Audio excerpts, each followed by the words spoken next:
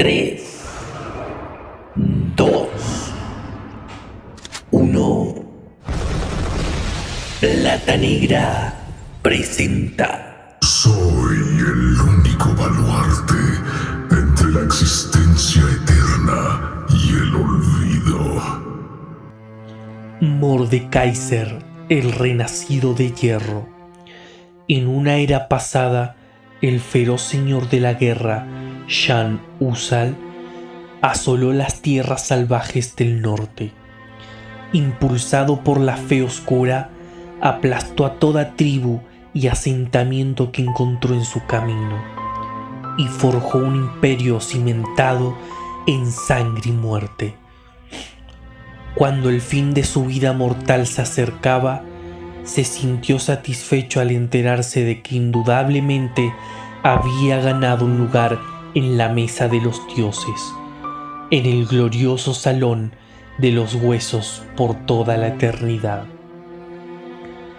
No obstante, al morir, no hubo ningún salón ni gloria esperándolo. En cambio, Shan Usal se encontró en medio de un páramo vacío y gris, cubierto de una niebla étera y plagado de susurros discordantes. Ocasionalmente, otras almas perdidas se arrastraban cerca. Estas figuras fantasmales vagaban a través de su propio olvido personal. La furia consumió a Shan Usal. ¿Acaso su fe había estado equivocada? ¿O su dominio sobre el mundo no fue contundente como para garantizarle la inmortalidad que tanto deseaba? Tenía la certeza de que este vacío no podía ser todo lo que existía. Sin embargo, parecía no tener fin. Observó cómo los espíritus inferiores se desvanecían lentamente en la niebla, deshechos y perdidos en el tiempo. Pero Shan Usal se rehusaba a desvanecerse. Su voluntad, forjada por la rabia y el tormento, lo mantuvo firme. Con el tiempo, el susurro misterioso e inmaterial que se escuchaba en ese lugar se cristalizó en palabras que él casi podía comprender. Según lo que pudo entender, era Ochun, una lengua profana que ningún ser vivo hablaba.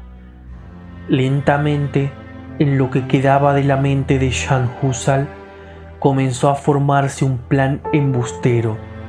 Empezó a susurrar propuestas tentadoras a través del velo entre los reinos, prometiéndole su fuerza indomable a cualquiera que estuviera dispuesto a escucharlo. Y por supuesto, llegó el día en el que un aquelarre de hechiceros decidió revivir a Shan Usal. Desprovisto de carne y hueso, los incitó para que los hicieran más poderoso que cualquier mortal, atando su forma espiritual a una serie de placas de metal forjadas como su antigua armadura. Así fue como se irguió un enorme renacido de hierro y odio. Estos hechiceros hambrientos de poder planeaban usarlo como un arma en sus guerras tribales. En cambio, él los mató en el acto. Sus armas y su magia no eran lo suficientemente poderosas como para enfrentarse a él. Desesperados, gritaron su nombre para subyugarlo, pero fue en vano, puesto que ya no era Shan Usal. Con un rugido étereo, pronunció su nombre espiritual en Ochnun, Mordekaiser. Así comenzó su segunda conquista del reino mortal. Como antes, sus ambiciones eran grandes, solo que ahora estaban motivadas por poderes nigrománticos que nunca antes pudo haber imaginado. De las almas temerosas y evanescentes de los hechiceros, Mordekaiser forjó un arma digna de un emperador de la muerte. Su brutal masa ocaso y tomó el control del ejército que ellos habían convocado. Ante los ojos de sus enemigos parecía que a él solo le importaba la masacre y la destrucción. Generaciones enteras parecieron bajo sus campañas implacables. A pesar de ello, el plan de Mordekaiser iba más allá de estas acciones. Erigió el bastón inmortal en centro de su imperio, mientras la mayoría suponía que era simplemente la sede del poder. Algunos llegaron a conocer los secretos que resguardaba. Mordekaiser ansiaba poseer todo el conocimiento prohibido sobre los espíritus y la muerte, así como un entendimiento verdadero del reino o de los reinos del más allá. Tal tiranía le trajo muchos enemigos. Sorprendentemente, el renacido de hierro fue derrotado por una alianza de las tribus Noxi, así como por una traición proveniente de su propio círculo. Este misterioso grupo secreto logró desanclar su alma de su armadura y encerró la vacía carcasa de hierro en un lugar confidencial. Así fue como desterraron a Mordekaiser del reino material. No obstante, sin que nadie lo supiera, él había previsto este destino. De hecho, esta era una parte crucial de su plan. La dominación y el engaño lo habían llevado lejos, pero él sabía que la esperaba un destino mucho más grande que el del Salón de los Huesos. Ahí, en el otro páramo desierto, todos los que habían muerto durante su último reinado lo estaban esperando. Corrompidos por una hechicería oscura, sus espíritus nunca desaparecerían. Los más fuertes conformaron su ejército devoto y eterno, atado a su voluntad. Incluso a los débiles se les asignaron tareas. Mordekaiser forjaría un nuevo imperio con la materia sutil de sus almas. Serían los ladrillos y morteros de su más allá. Desde ese entonces han pasado siglos en Runeterra y otro imperio ha surgido alrededor del bastión inmortal. El nombre de Mordekaiser aún se susurra con miedo y temor por aquellos que estudian las historias antiguas, y es recordado con resquemor por las pocas almas ancestrales que lo conocieron. Para ellos, el miedo más grande es que Mordekaiser encuentre una manera de volver para siempre. Rezan para que eso no suceda, puesto que saben con certeza que no hay manera de detenerlo. Aférrate a tu poder ajeno, gran general. Tu alma ya me pertenece. El reinado final. Un puño levantado, un aluvión de poder nigromántico. Frente a él, el último capitel de la última torre toma forma. El humo oscuro se fusiona con el hierro negro. Mordekaiser contempla su dominio con orgullo sombrío. Nitna Rashnun, su más allá, está listo. Alguna vez él estuvo aquí, en este mismo lugar, un alma mortal frente al vacío del olvido. Ahora un reino se despliega frente a él, forjado gracias a su esfuerzo. Anda con pasos largos por el camino hacia su fortaleza y goza con satisfacción el resultado de su trabajo. Cada piedra que pisaba era obra suya. Las almenas y las murallas, formadas mediante magia cruel y una voluntad férrea. En donde no había nada, Mordekaiser construyó su propia realidad, un reino en el que todas las almas vivirían por el resto de la eternidad sin posibilidad de desvanecerse.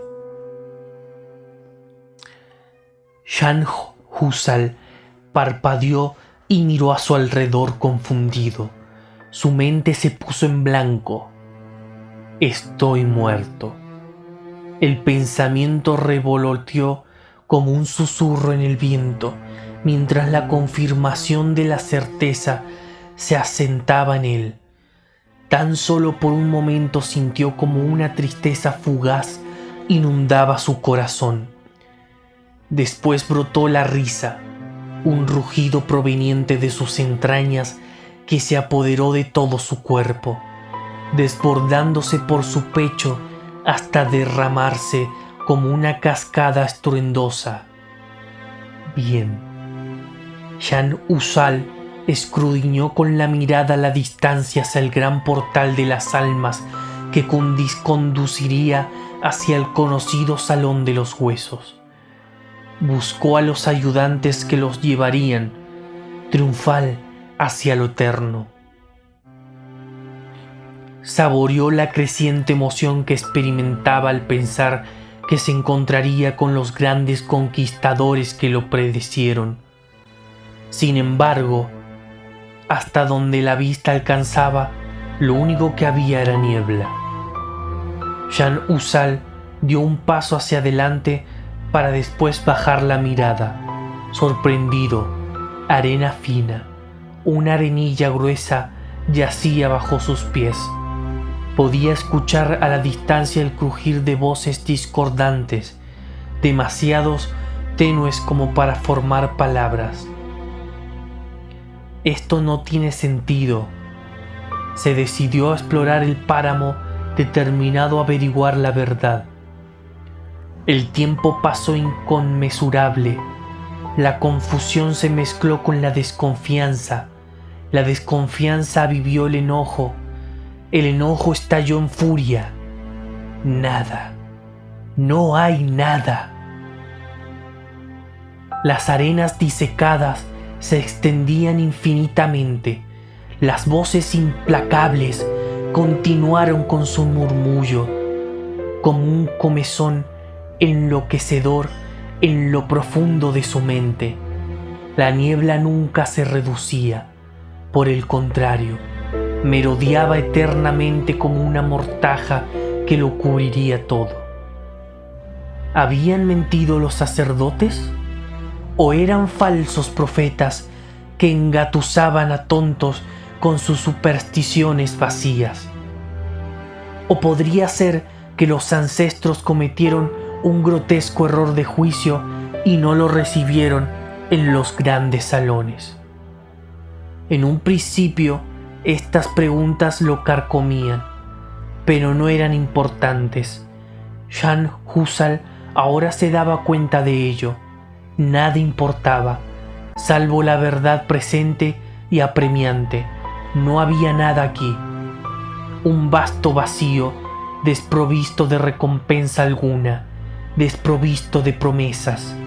Mientras esta verdad se colaba en él, la sombra de la desesperanza asediaba a Jan Usal, ávida por consumirlo. Pero Jan Usal, conquistador de las tierras salvajes, amo de las tribus, había construido un imperio en donde no había nada. En vida había superado todas las adversidades y conquistado la desesperanza mediante voluntad y ambición. En la muerte las cosas no serían diferentes. Si la muerte no alberga los reinos que me fueron prometidos, yo los forjaré. Mordekaiser camina bajo los rastrillos interiores, diseñados a semejanza de los del bastión inmortal. Su sede de poder mortal atraviesa la entrada hacia el gran salón. Ante él se cierne su trono. A su alrededor, en una cacofonía constante, los lamentos eternos de las almas incrementan y se silencian. Un coro maldito de angustia, pero Mordekaiser no los escucha. O más bien, los escucha como si fuera el sonido del metal en un campamento de guerra o el de las botas sobre las grava durante una marcha forzada. Sonidos comunes y revelantes es un blandida. Después de todo, las almas dignas están de pie, alineadas a lo largo del salón. Ninguna de ellas se atreve a hablar. Todo es como debe ser. Mordekaiser avanza hacia su trono. El tomo arcano flota sobre su pedestal, sereno e intacto. Es un contraste extraño frente a toda la sangre derramada a su alrededor. El último mago sobreviviente levantó una mano débil, con la sangre deslizándose por su ceja. Pequeñas lenguas de fuego danzaban entre sus dedos. Un hechizo final, un último intento desesperado. Desconcertado, Mordekaiser habló. Esa magia te consumirá, mortal, así como tu preciado libro. El mago escupió sus palabras. Yo no importo, nada importa, salvo impedir que lo consigas. Una gota de fuego ardiente y azul brotó de las manos del mago. Envolvió al renacido de hierro que se cernía sobre él. La energía abrasadora se esparció por los brazos del mago. La reacción del hechizo partió su propia carne. Aún así, el mago no se detuvo. Sus dientes tronaban mientras los mostraba, desafiante. Mordekaiser dio un paso hacia adelante, un espíritu encerrado en una armadura de hierro negro, protegiendo el tomo de las llamas en sus manos. Ocaso, su infame masa, emitía una luz verde efímera. El calor del fuego quebró la piedra y derritió la carne de los otros magos muertos. Pero Mordekaiser permaneció de pie, estoico ante la arremetida. Finalmente agotado y con el cuerpo roto, el mago cayó sobre sus rodillas. Su respiración desgarrada emitía una plegaria susurrada para que su poder fuera suficiente. Si Mordekaiser aún hubiera tenido un cuerpo de carne, habría sonreído, poco convincente. El mago suprimió un sollozo cuando Mordekaiser se acercó. Entrecerró los ojos para mirar el espectro y habló desde su seca y quebrada garganta. No encontrarás lo que buscas. Un monstruo salvaje nunca entendería los secretos del tomo de los espíritus. Un golpe de la masa, un estruendo satisfactorio. Otra fuente de sangre se unió a los pegajosos charcos que se coagulaban en el salón. Otro mago quebrantado, el 13º, cayó al suelo. Mordekaiser se rió. Confundes la brutalidad con la ignorancia. Miró todos los cadáveres alrededor de la habitación y murmuró un verso en la inefable lengua de los muertos. Una lucha lamentable, liberados de la carne, son todos míos. Golpeó a ocaso contra el suelo. Su fulgor incrementó, parecía que respiraba por cuenta propia. 13 halos de la luz emanaron de los cuerpos despedazados para después hundirse de vuelta en la tierra. Mordekaiser volcó de nuevo su atención en el libro, el cual aún flotaba en su lugar, zumbando con magia espiritual, otra pieza de conocimiento para sus planes, otro tesoro en su conquista. Dio un paso adelante para recoger su premio. El trono se cierne ante él. Su reverso de pilares de hierro se extiende hacia arriba y se estrecha en crueles puntas. Escrituras Oshnun, angulares y agudas, se expanden por toda la tarima del trono. Aquí el susurro constante en casi un rugido. Incesante y desesperado, Mordekaiser posa una mano sobre el apoyabrazos. Orgulloso de su trabajo, la creación de esta pieza, requirió más almas que cualquier otra parte de su fortaleza. Los lamentos que emanan del trono son música para sus oídos. Con el pensamiento, Mordekaiser llama a Ocaso para que vaya a sus manos. Con un movimiento el destruello del trono, al ser liberadas,